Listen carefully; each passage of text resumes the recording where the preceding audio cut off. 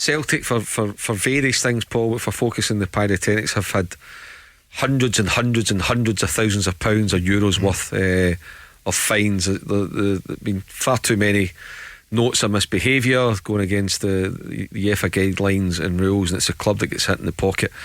And if it's out of line tomorrow night, Paul, then I don't think there's any doubt that Celtic could face having part of the ground closed for a home game in the near future. That's, I think UEFA are at the end of their terror, and they might want to make an example of somebody with pyrotechnics. So just go along and support the team. Celtic on a midweek Champions League night have covered many games over the past 24 years since I've been involved, and they're great spectacles. They're brilliant. The Celtic fans create a fantastic atmosphere.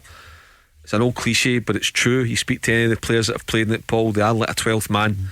So go along tomorrow night and do it properly. Support your team in the proper manner for Brendan Rodgers and the players. Because it's the same thing as what Brendan Rodgers spoke about on Saturday night after the game about the leak in terms of the starting 11. If you're doing that, you're not helping the team, you're not helping the club. It's the same tomorrow night with pyrotechnics.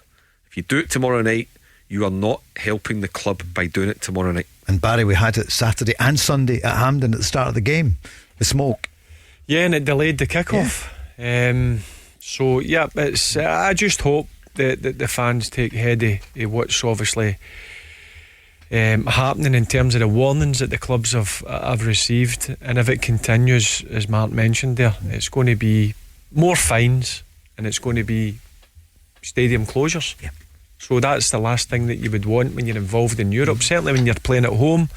As I said, lucky enough to play in so many of these games, and they're just unbelievable spectacles.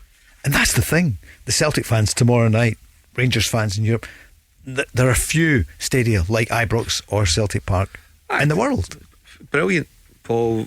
Been there at both stadiums, covered Celtic and Rangers home and away. But for tomorrow night, Celtic, it's a big chance for the crowd to play their part. But what you don't want is a pyrotechnic getting off, as the Champions League anthems going, and all of a sudden you think before you've kicked it, oh God, are we going to be playing in front of a partial crowd or next home game or whatever it may be. So just do it the proper way. Support your team in the proper manner. Every Celtic supporter that goes along there tomorrow night, Paul, knows what's acceptable and what's unacceptable, so there's no excuse. Mark?